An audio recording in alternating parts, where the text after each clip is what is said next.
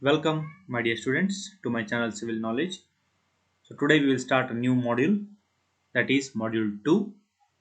In this class or in this session, we will discuss about the Equilibrium of Forces chapter, which will come under your Module 2 and it is Unit 3. Okay, so without wasting time, we will enter the syllabus or we will enter the chapter. First, we will see about the introduction. Okay, so statics. What is statics? Statics is nothing but it is the branch of mechanics which deals with the forces or with the body forces when the body is at rest. Okay, so when the body is at rest means what? Velocity is zero. In that condition, okay, what we have to do? We have to maintain the equilibrium. If the body is in equilibrium at rest, it will maintain its position. If it is not, if it is any slight variation in the rest means it will move and we cannot maintain this equilibrium of conditions, so that the deformation may occur. Okay, a number of things will happen, we'll discuss later. Fine. So statics deals primarily with the description of the force conditions necessary and sufficient to maintain the equilibrium of engineering structures, right? So in this coming sessions, okay, in this coming chapters or in this elements of civil engineering, okay, we will use the concept like forces, moments, couples and resultants. Okay, for all these four concepts we use or we apply the principle of equilibrium, which we will discuss in this chapter. Okay, so this chapter is basic but it's very useful and we have to remember whatever the points which are coming in this chapter, because it is a foundation for the civil engineering subject in future. Fine. So a body is said to be in equilibrium. Okay, a body is said to be in equilibrium if all the resultant of all the forces acting on it is zero.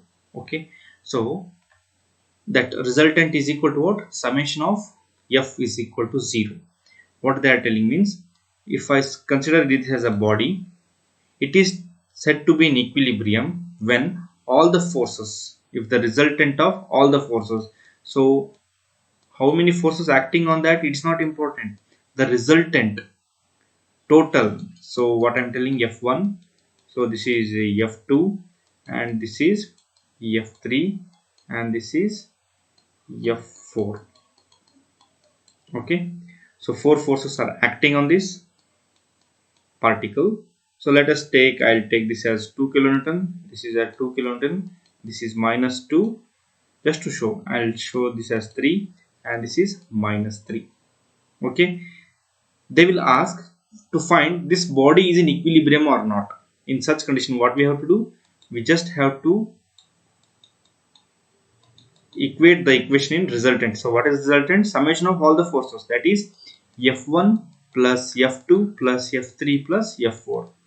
So whenever I add all these forces, no, I'll get to know if the value is 0. If I'll get the value as 0, I can tell the body is in equilibrium. This is the primary survey for this. Okay, so what is F1? It is 3. What is F2? It is 2. What is F3? It is minus 3 and minus 2.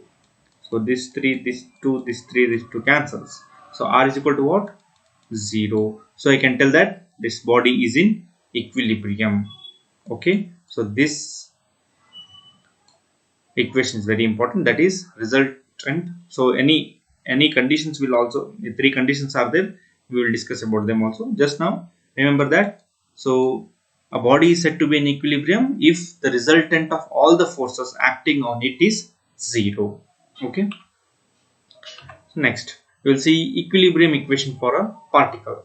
So what is the equilibrium equation for a particle? So when a body is said to be in equilibrium, or when a particle is said to be in equilibrium, so a particle is said to be in equilibrium if the resultant of all the forces, same equation, okay, same description.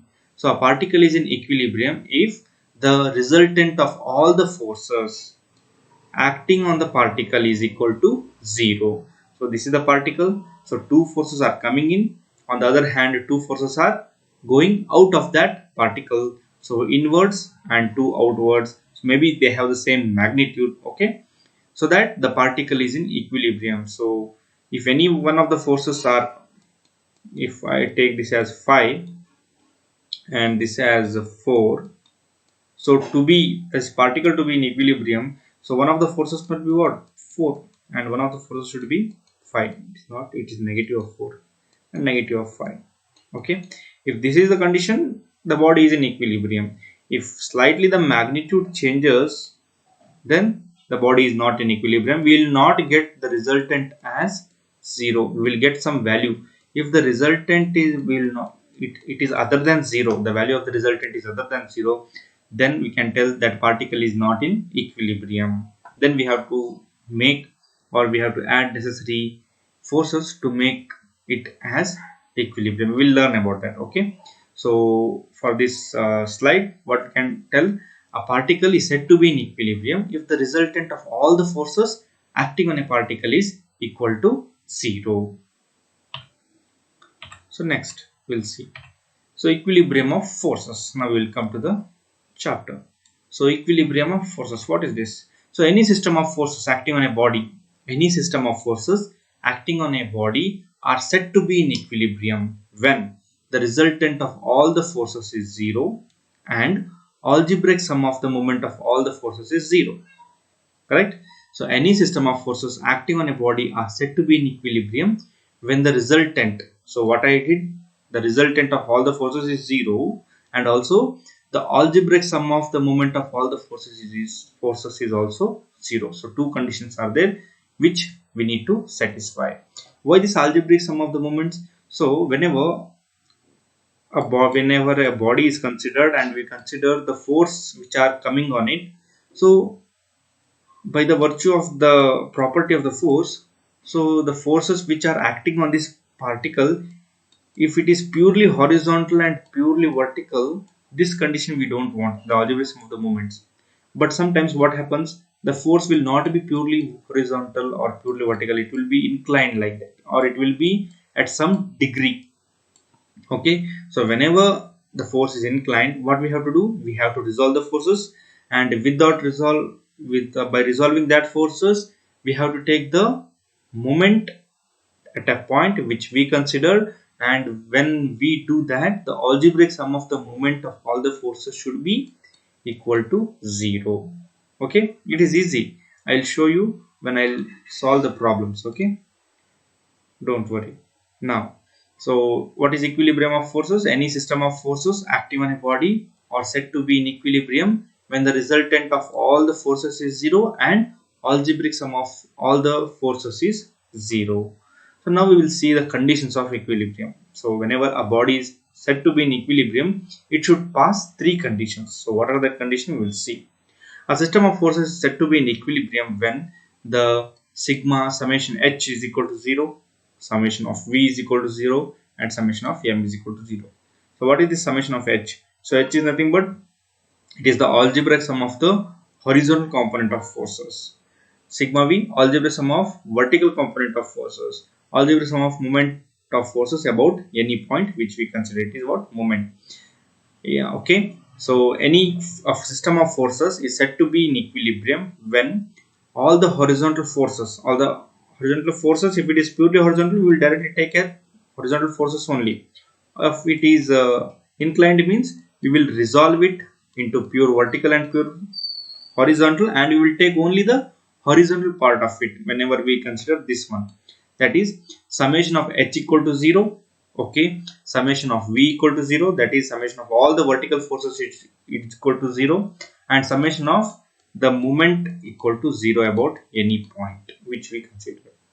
Okay, what are the three conditions? Summation of h equal to 0, summation of v equal to 0, summation of moment equal to 0. Remember this point, which is very important. Okay, so what are the three conditions? So that it would keep the body in equilibrium, that is summation of h equal to 0, summation of v equal to 0, and summation of m is equal to 0. H means algebraic sum of all the horizontal components of forces, algebraic sum of all the vertical component of forces, algebraic sum of moments of forces about any point. So once this is 0, then we can calculate what? That is R is equal to summation of H whole square plus summation of V whole square is equal to 0. We will get the resultant by this formula, that is R is equal to what? Summation of square root of summation of H whole square plus summation of V whole square is equal to 0. By this equation we can find out the resultant value, or we can calculate any missing value, and also summation of moments is equal to 0.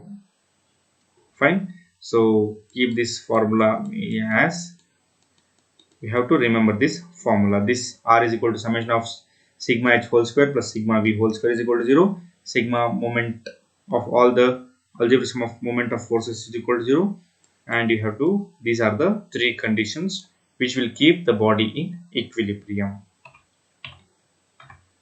So system isolation and the free body diagram.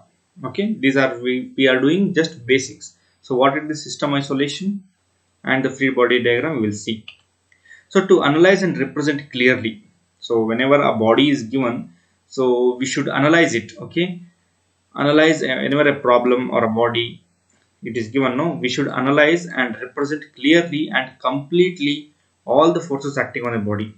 So whichever the forces acting on the body, we should be able to analyze it. Okay, only we should analyze, it is not possible, we have to represent it also, because when we do, we are showing the evaluator so that how I did, how was my idea. So we should know how to represent also. Okay, so to analyze and to represent clearly and completely all the forces acting on the body. So what is the mechanic behind it? Okay, so it is defined as a body or a group of body which can be conceptually isolated from all the other bodies. A system may be a single body or a combination of connected bodies. Okay, the mechanical system, so it is defined as a body or a group of body. So whatever the problem which they are given, so you just listen. Okay, so what is this, you will get to know in coming slides. It is defined as the body or a group of bodies which can be conceptually isolated from all the other body. Okay, if any problem is given like this, okay, so here also force acting, here also force acting, here also force acting. What we have to do, we have to divide it, we have to isolate each item. Okay, when we divide, then we should take some of the forces so that the forces will be present, right? So such that it is a mechanical system, or it's defined as a body or a group of bodies which can be conceptually isolated from all the other bodies. A system may be a single body or combination of connected bodies. So whatever the body they give, we will divide it, we will do as a, to show as free body diagram. So what is this free body diagram, we will see in the next coming slides. Okay, so now we will see the principle of equilibrium for different force system. So before going to the free body diagram, we will see the system of forces. Okay, what is the principle behind the system of forces? Okay, there are three system, I think we will see one by one. So two force system. So if a body is acted upon by two force system, these all the forces you know, but you don't know the name, that's it. Okay, so if a body is acted upon by two forces, so a body is there. If a body is acted upon by two forces, then for equilibrium they must be equal in magnitude, opposite, and they should be collinear. See, okay,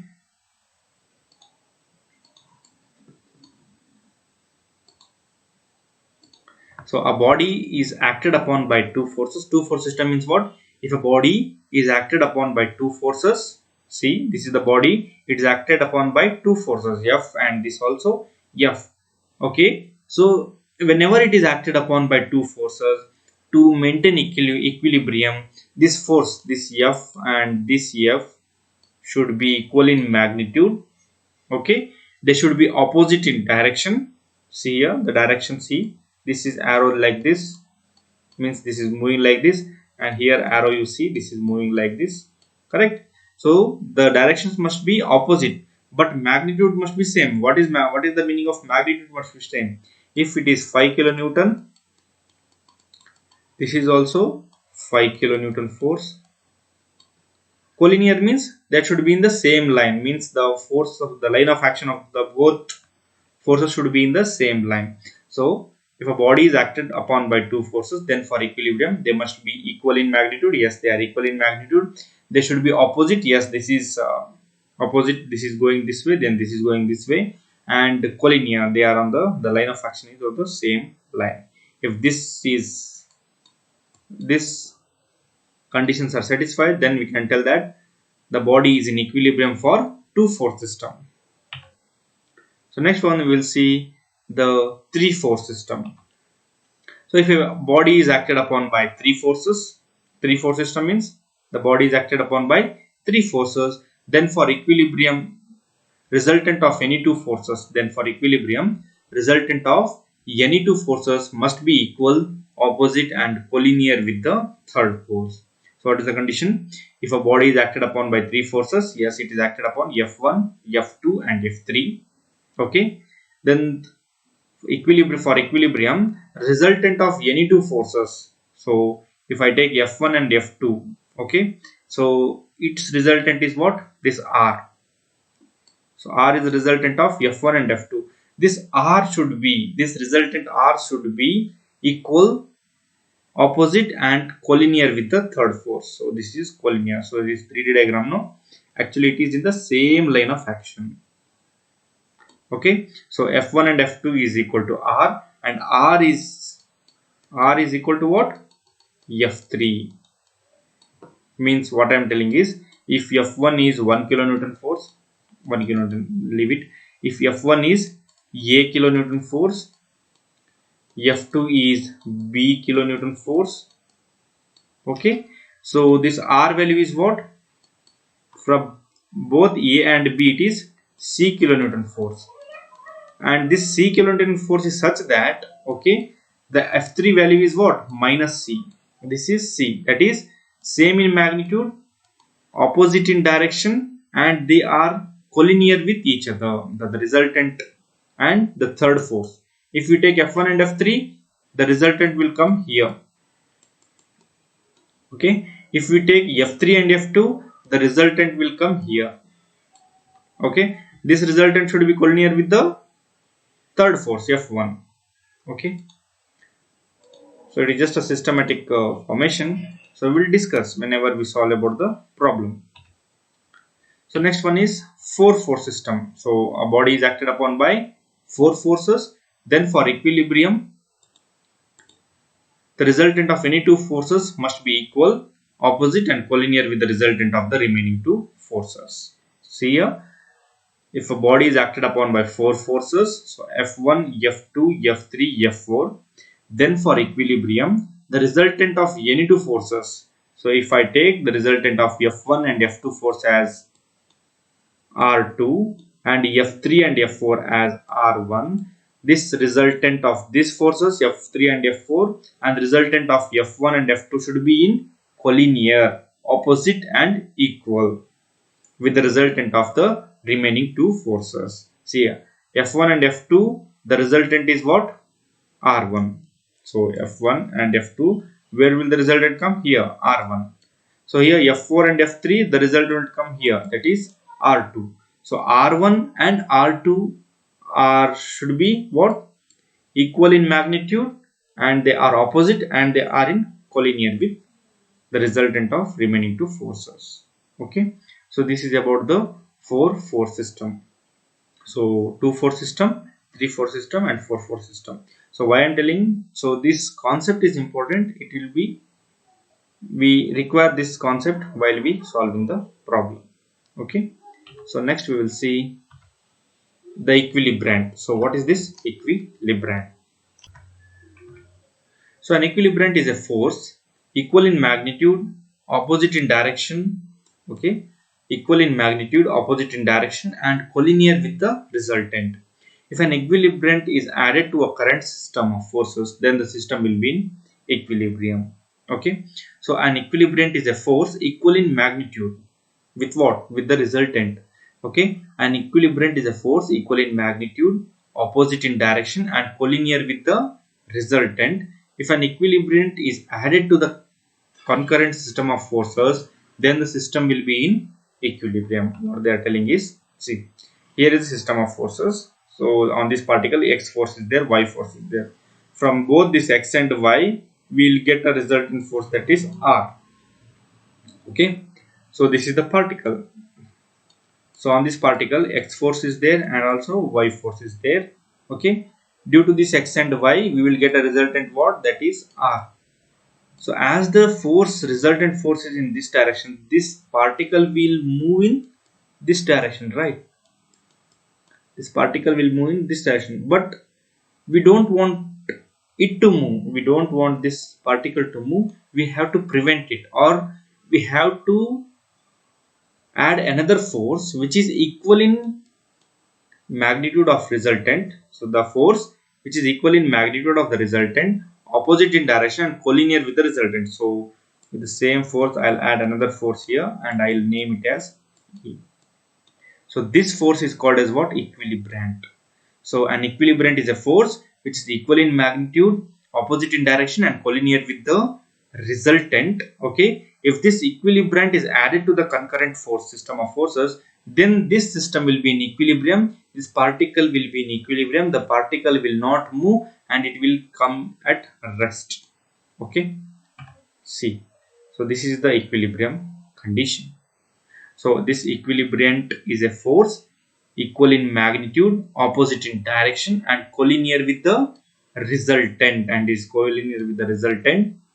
Okay, so if an equilibrant is added to a concurrent system of forces, then the system will be in equilibrium. Got the concept of equilibrium? Oh, sorry, equilibrant. Okay, so it is a force which will make the system, or which will make the particle to be in equilibrium. So the force which is causing the equilibrium is called as what? Equilibrant. Okay, and it is equal to the resultant of the force system. Okay, equal in magnitude and opposite in direction, and it will also be in collinear. Fine. So I hope you are understanding. Fine. So next we will see the free body diagram. So what is this free body diagram, or we can also call it as FBD?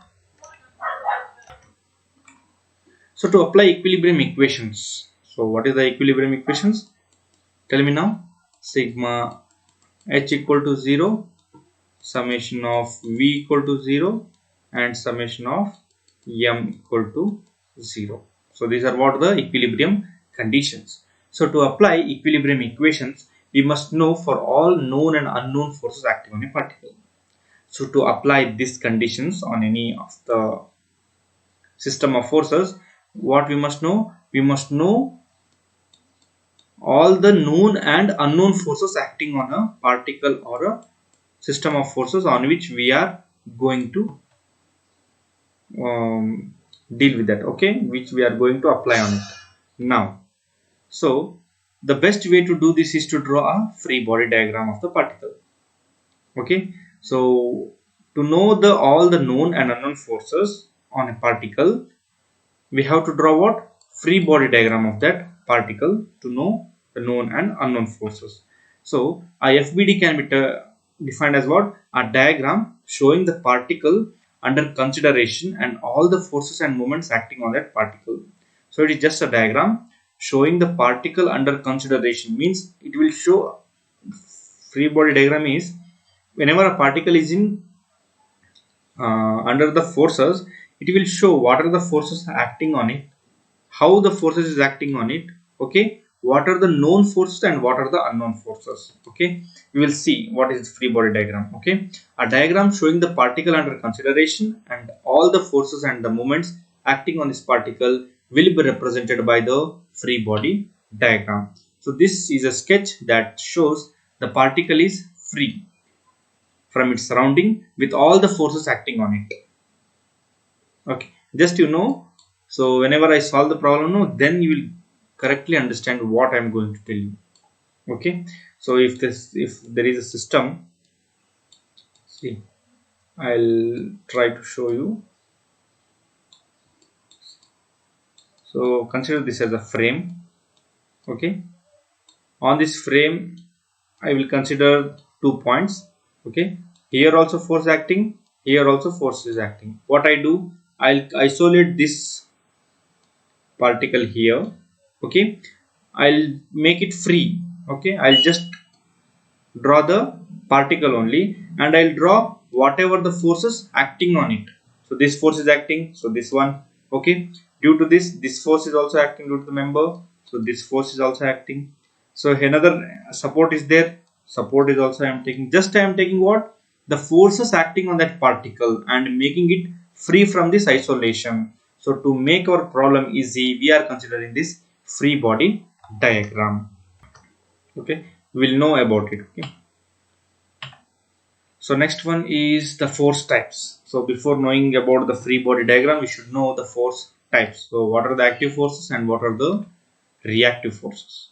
So active forces are the one which tend to set the particle in motion, and reactive forces are the one that result from the constraint or supports and tend to prevent the motion. So for active, which is creating a reaction, it is called what? Reactive forces.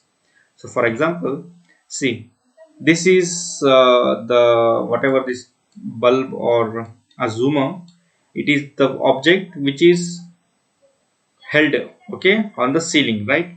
So due to gravity, its active force is due to weight and gravity. Due to its weight and gravity, active force is what? If this string is not there, it will fall off to the floor, but this fall off is prevented by what? This reactive force that is in this string. So this string is the reactive force, and active force is what? If in the absence of reactive force, it will fall off. This is the active force. So this red mark is the active force. For example, you can also take your fan. Okay, in your home, fan will be there now. So this fan also you can consider. Okay, due to the weight of the fan, okay, there will be weight of the fan, and due to gravity it should fall on your head, means it will not fall. Okay, so it should fall on the floor of your room, but this is the active force which is applying on the fan due to its self weight, but it will not be possible. Why? We are preventive, or we are preventing that falling, or the reactive forces is taken care by what? The nut and bolt which is fixed to the ceiling, right? Here we will make the arrangement of screw and nut so that the active force is withheld by the reactive forces and the fan will be stable on the ceiling. Okay, so just know the difference between the active and reactive forces which I am telling. See, here a man is pulling this object towards front, so he is trying to pull, or no, he is trying to push. Okay, sorry, he is trying to push. This is what the active force, but due to the friction or due to its weight, what it will do, it will try its maximum to remain in its position only. Okay, so it will remain its position, means it is what it is doing, what it is opposing the pushing force, right? So this is the active force which the man is applying, and this is the for every force there is a equal and opposite force now. So that Newton's third law, next force which is applying now, that is called as what? Reactive force. So we will see now how to draw a free body diagram. So whenever a problem is given, see the problem, and first what you have to do, draw the outline shape. Okay, imagine the particle is isolated or cut free from its surrounding. Okay, just note down, okay, the steps. Once we do the problem, no, we will get to understand. This is fully a problem based chapter. So once you do the problem, no, then you will come to understand, oh yes, like this. Okay, so draw outline shape. Imagine the particle isolated or cut free from its surrounding. Show all the forces and moments, include active forces and also reactive forces. Place each force and couple at a point that is applied. Identify each force. Known forces labeled with proper magnitude and direction. Letters are used for unknown quantities. Whatever the forces we know, we have to label it with proper magnitude and direction. And the forces which are unknown, we have to label it with letters. add any relevant dimensions onto your picture. That is your free body diagram. See, I'll show you an example about the free body diagram. See, so some question will be there. So this is at a height and this is at a height. What is, find this weight, like this. Okay, what I want to do is I'll draw a free body diagram for this one, for this particle which is withheld by this crane. How I can draw? Just I'll take this particle. So I'm imagining this particle is not held by anything. It is, I'll just cut it off. Okay, so I'll take this particle. So force is here also there. So due to weight, here also force will be there. So weight will be downwards and tension of the string by this string will be upwards. So instead of drawing this whole system, because it is one force, you are seeing, you are assuming to be easy, but whenever there are more forces, this diagram, this free body diagram will help you. See, this is the tension force and this is the weight of the force. So this whole system we can represent as this, that is T as tension force and W as weight of the this arrangement. Okay, so like this we will can draw the free body diagram. And after drawing the free body diagram, we have to analyze the force. So because of the string is there, no, I assumed as tension, and it is upward because it is holded by the crane, and due to its self weight, the material or the object is trying to move downwards due to W. Okay, and they are in collinear, right? So like this we have to label it with known and unknown forces, and we have to draw the free body diagram. So whenever I do the problem, no, you will get it clearly. Okay, so here I conclude my this session on the equilibrium of forces.